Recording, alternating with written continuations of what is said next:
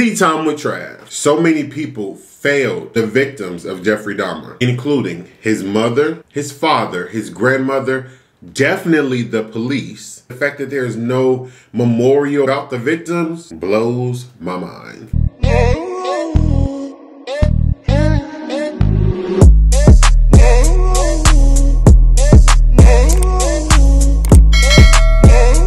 What's going on, y'all? It's Ayootravv, and I'm back.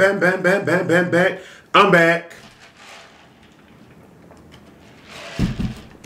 Today we got Chick-fil-A, y'all. Chick-fil-A. Cobb salad, nuggets, chicken sandwich, mac and cheese. Oh, let me say grace. Father God, I come here today to ask you to watch over this food. Just continue to watch over me as I embark on, new journeys in life, and just guide me in the right direction. You know what I'm speaking of, so I'm just begging and bleeding that you show me the right way at this point. Amen, amen, and amen.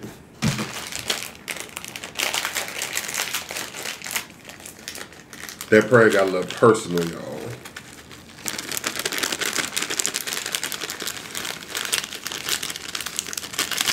Last time I had this salad, it was really good, but I couldn't tell the difference between these and the chickens. And I got the avocado lime ranch.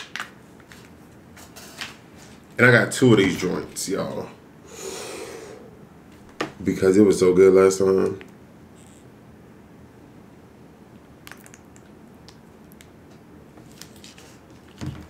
I wanted to be able to see, my bad, but I definitely have to get y'all a close up. How are y'all doing? How's y'all day going? This day for me has been pretty blah. And it's rainy outside. Which I'm not, the rain don't really bother me. I actually like when it rains. I don't like when it thunderstorms. That's what I don't like. Y'all know I'm scared of thunderstorms. I don't play that.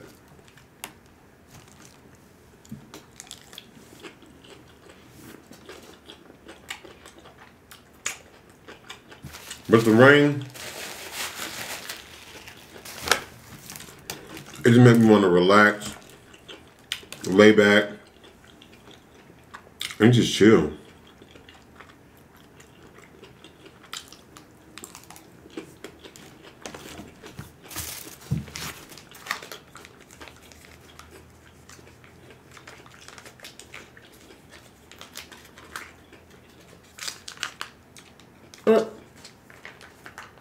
I ain't open it. Hold on. There we go. Y'all, we're going to jump straight into our topic. I don't even think I'm going to make y'all wait a few minutes because I got a lot of DMs like, when are you going to talk about? So, and I was going to save this for my last day of Horror Fest. But tea time with Trav.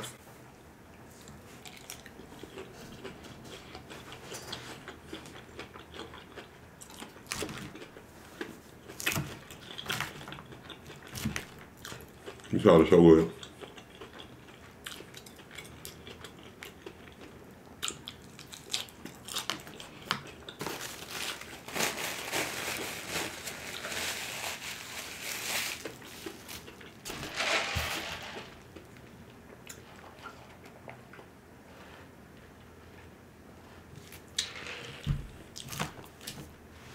Let me just start off by saying, so many people failed the victims of Jeffrey Dahmer, including his mother, his father, his grandmother, definitely the police.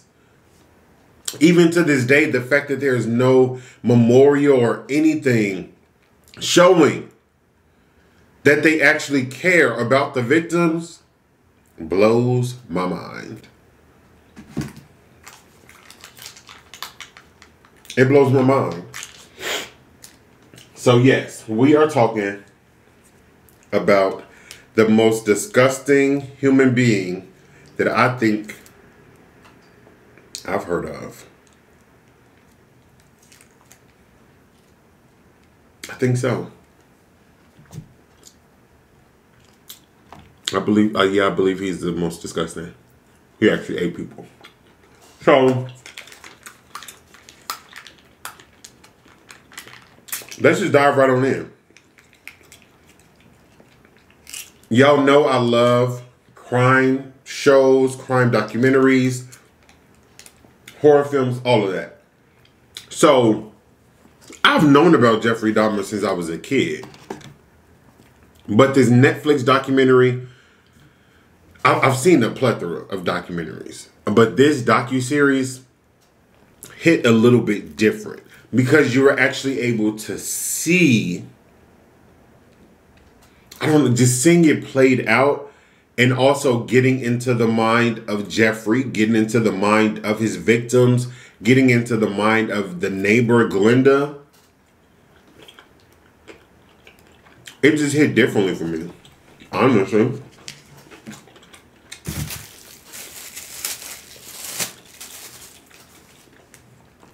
The opening scene with Tracy, that was a great first episode. They literally set the tone of the series right there. So for the ones who have been living under a rock and don't know who Jeffrey Dahmer is, let's talk about it. Jeffrey Dahmer was a serial killer and a cannibalist. He would drug his victims by putting sleeping pills in their drinks. He would then kill them. Y'all hear that thunder? I'm getting scared. He would then kill them, sometimes have sex with their bodies. He would keep their skull.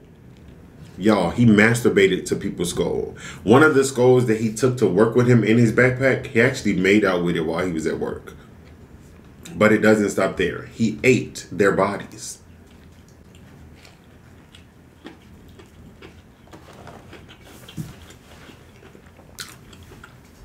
He literally ate their bodies.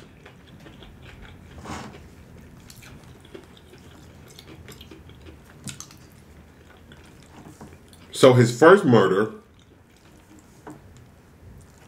was someone that he saw jogging.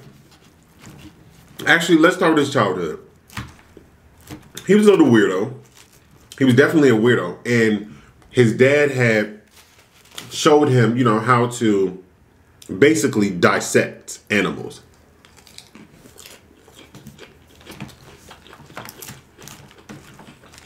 And he took a real weird, interesting liking to that. So that right there, me personally, if I had a child that was into dissecting animals and things like that, if they didn't give off the impression to me that they wanted to be a surgeon or something like that, I would be alarmed. But Jeffrey's mother took his younger brother and she left. She left the house, left his father, and his father was on the road quite often. So Dahmer was there with no guidance. He met a guy who was jogging, took him back to his house. You know, they had beers and things like that. And ultimately, the guy was ready to go. Dahmer was not ready for him to leave. He then hits him with a weight. And he hit him so hard it killed him.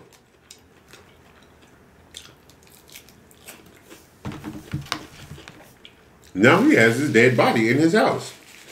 What are you going to do? He then proceeds to chop him up, and put him into the crawl space under the house and leave him there.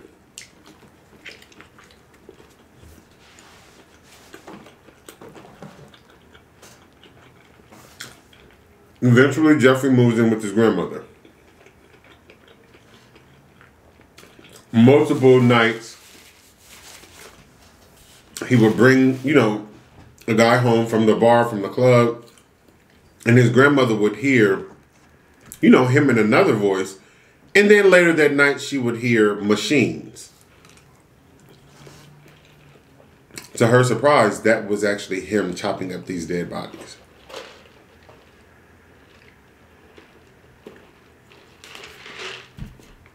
One in particular, his grandmother, I think she had been fed up. I think, well, first, before that, she started to smell stuff. Come from basement. Of course, he gives off an excuse. He was able to talk his way out of every damn thing. And she believed it. So, but in particular, she's like fed up. And she comes downstairs like, what is all this noise? What's going on? And she see a guy with him who is barely conscious. So now, in the docuseries, they made it seem as though she waited, you know, with the boy until he woke up, and then they dropped him off at a bus station. According to other documentaries, excuse me, in other interviews, they were stating that the grandmother took him to the hospital that night. So, you know, the facts, or the details, I should say, are a little bit different, but the facts still remain the same, that he did end up at a hospital. He reports it to the police. He tells them who he was with, the guy's name, address, everything like that. They attempt to investigate. Nothing comes from it. Of course. Now it's time for him to move out of his grandmother's house. She doesn't want him there anymore. He's stressing her out. He gets a hotel room, meets up with another guy at a bar, takes him home. And now this death is a little bit different. This one is a tad bit different from the other ones that he had done. This time he almost harmed himself. So according to Dahmer, he takes the guy to the hotel. You know, he slipped something in his drink. They're drinking. He says he blacks out. He wakes up and the guy's dead. He then admits he accidentally drank some of the drink with the sleeping pill in there. So he roofied himself. But according to him, he blacked out. He doesn't know how the guy died. But he's sure he killed him, so he's the only one in there.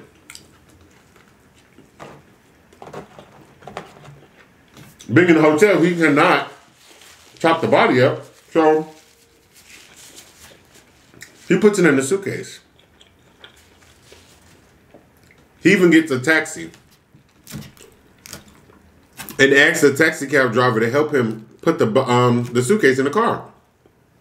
And crazy enough, the taxi driver literally said, y'all can look this up. Taxi driver said, what do you have in here, a dead body?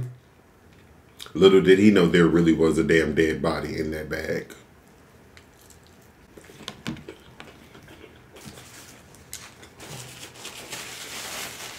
Young Dahmer moves into the Oxford apartment 213.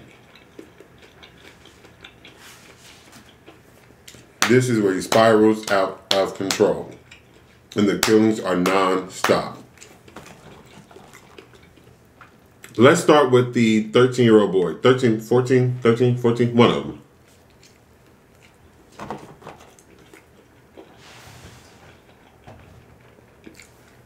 This one disturbs me on many different levels because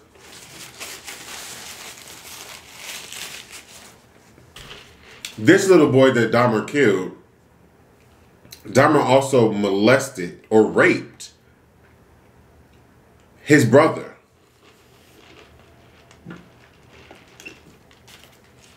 A couple years prior to this, he was arrested for sexually assaulting a teenager. They pretty much gave him a slap on the wrist because he was sentenced to jail, but then he was out on work release because he had no prior convictions. Just a bunch of bull. So now this younger brother, he loses his life. And this is one of the first ones that Dahmer drilled a hole into his head because he wanted to see if he could make a zombie. He doesn't want these people to leave him, but he don't want them to ever basically come to their senses. And now he starts to drill a hole in the boy's head. The boy's able to stumble out of the apartment.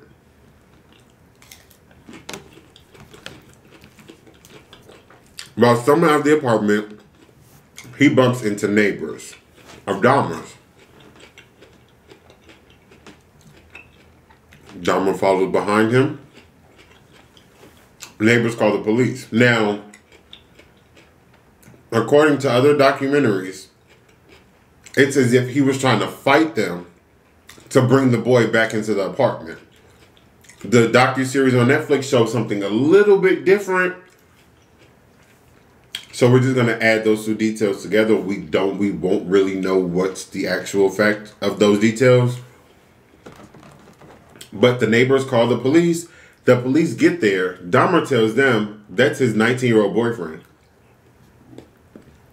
And he's drunk. And the reason why he's bleeding is because he hit his head. In the other documentaries, they're stating that the neighbors are telling them, this is a little boy. Look at his face. He's not 19. This is a little boy. Look for identification or something. And the police are arguing with them, pretty much telling them if they don't stop interfering with their investigation, they're going to lock them up. Sounds like police, right? So they walk the little boy back upstairs to Dahmer's apartment. Don't do any type of searching or anything. Had they done that, he would have been arrested right then and there. They would have seen all the machines, the tools that he was using to chop these people up. They would have seen the blood stains. They would have seen certain, like, it's so much that they would have seen had they did their job.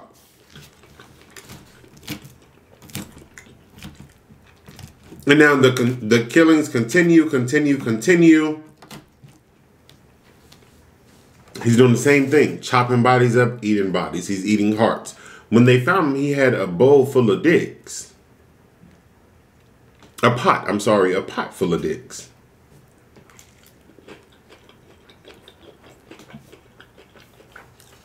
And there were people who had met him prior to, they were in bars and things like that talked about him and the times that they were in.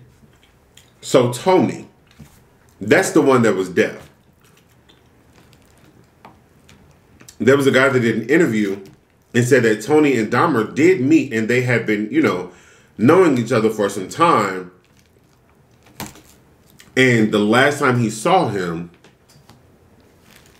they were at the bar. Tony So Tony couldn't talk, but he would write everything. They said he walked around with a notepad and a pen.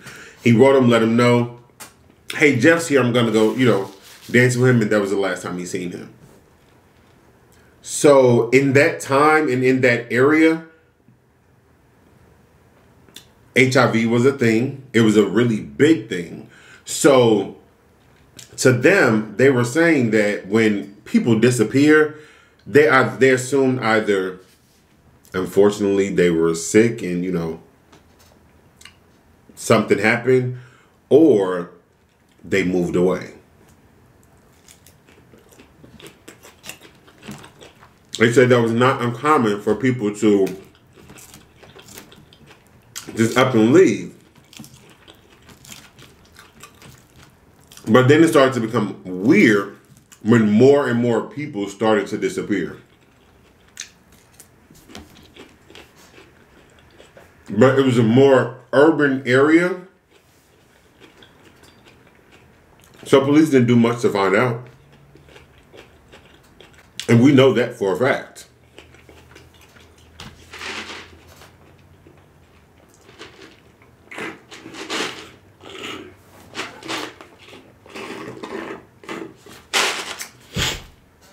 All in all, Jeffrey Dahmer meets Tracy. He meets Tracy. He tries to pull that same MO on Tracy. It doesn't work. Tracy's able to break free, break out of the apartment, run down the street. And he's just running, screaming for help. He bumps into officers who's assuming that he's drunk or on some type of drugs. He let them know exactly what's going on. He directs them back to Jeffrey's apartment. And first they smell the smell. Now, because he had gave them details on what happened, which nobody else was able to do, they instantly go inside the apartment, and this is where all hell breaks loose. They see the blood-stained mattresses. They see all the tools they're using. They see Polaroids of naked, dead bodies. And now, he's arrested. But what bothers me is the neighbor, Glenda, she had been calling them for months and months and months. According to an article that I read, since the first day that she called them, there were 7 murders after that. Those are 7 lives that could have been saved had they taken her initial call serious. That is 7 families that wouldn't have to go through this traumatic experience had they taken her call seriously. Off rip, I believe there was 3 officers, my number may be off, that they suspended without pay for not doing their job. But years later, all of them were reinstated, and not only were they reinstated, they were given back pay. Meaning they was on an extended vacation. They got paid for it. Now, it was a little bit later, but they still got paid for it. That part is horrible.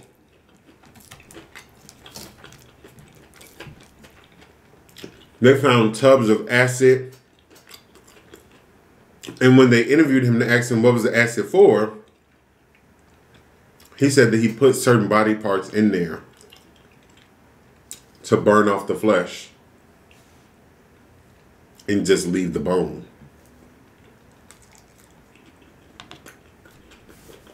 And that would stop some of them from decaying, which made the house smell so much worse than what it already did. And I'm just sitting there like, what the hell?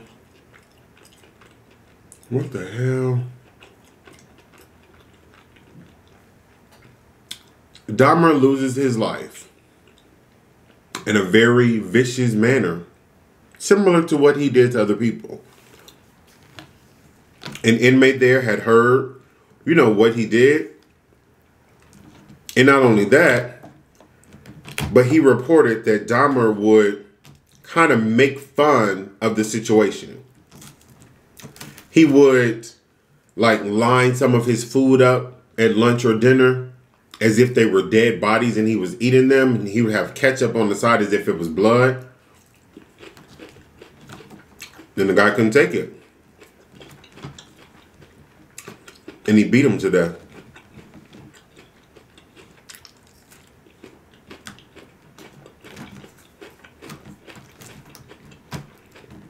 Now, y'all know I'm not in the spirit of killing people. However,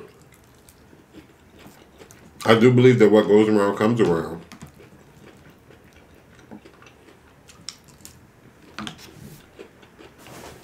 And his vicious murders that he committed led up to his.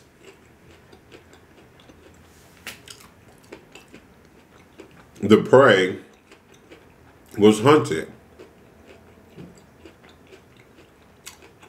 He was turned into prey. He was preying on other people.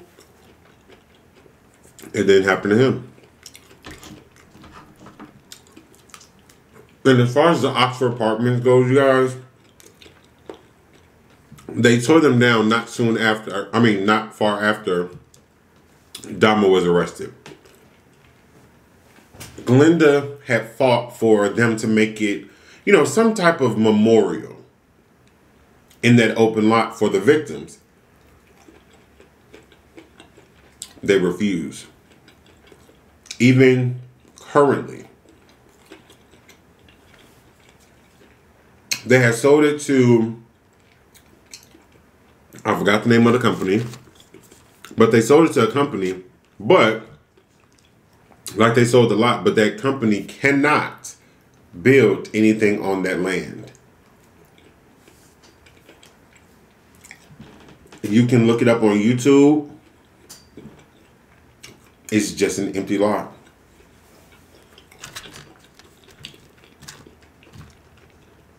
And that poor lady, imagine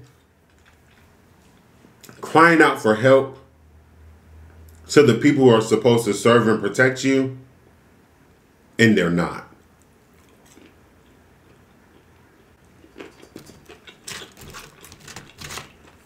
And one thing I want to touch on before I go, let me drink a little water.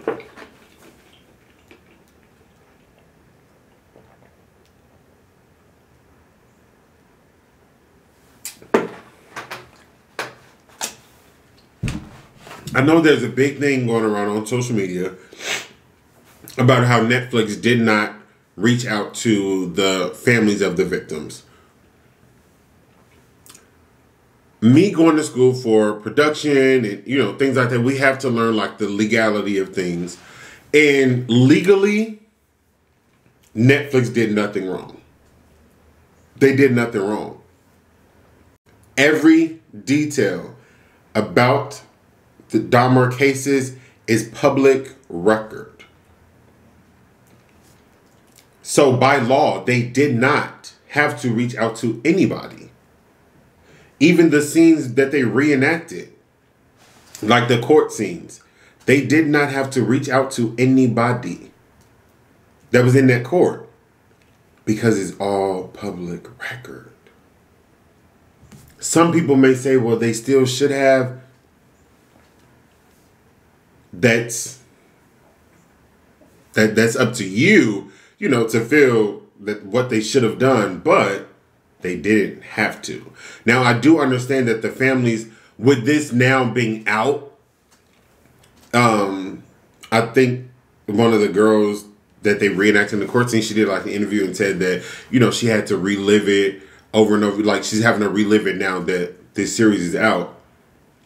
But truthfully, and I hope this don't sound harsh, because honestly, that's something that she has to relive every day. That's nothing she'll ever forget. But I do think that a story like this should still be told, because I was shocked at how many people had never heard of this story. All they knew was that they heard Jeffrey Dahmer ate people. That's all that they knew. So I feel like this is, I don't think anybody's trying to make Dahmer famous or anything like that. However, stuff like this is still happening to this day. There's still people getting drugged. People are still putting sleeping pills or whatever, fentanyl in people's drinks, their weed, all of that. So, yes, this is very traumatic, and I do feel for the families, but ultimately their loved one's death is not going in vain because it's still helping people. And I say that because it just reminds you. I'm 30. I've had a one-night stand. I have. It reminded me, not to not do it currently, but it just reminded me, be careful who you go home with. Be careful of who you bring into your home. You may have that one drunken night where you're feeling free, you're feeling a little frisky, and you might not know this person as well as you should, and you go home with them, or they come home with you. It just reminds you to always be careful. Protect your space. Protect your space, even if you're at somebody else's space. Protect your space. When I go to house parties or what have you, even the bars, I don't sit my drinks down. If I sit my drink down, it's by somebody that I trust. And I trust them enough to trust them, if you know what I mean. But that's it. We have to do that. In cases like Jeffrey Dahmer, unfortunately, it's going to help people in the future. Maybe I'm looking at it from an optimistic way, but I think it can help other people more than it's hurting. Yes, you are going to have those idiots that, oh, I want to be him for Halloween. But that's already in them. This show didn't make them that way. That ignorance was already in them. And people are going to be ignorant no matter where you go, no matter what decade you're in, no matter what year. People are going to be ignorant. So I do think that the story should continue to be retold. It's going to save somebody. It's going to. I don't know how. I don't know when. I don't know where. It's going to save somebody. And that goes for any case where it was a serial killer. Any case. Even with like the BTK killer, things like that. It just reminded people to lock your door. It reminded women, because that's who BTK targeted. Make sure your windows are closed, sealed, secured. Make sure your door closed, sealed, secured. All of that.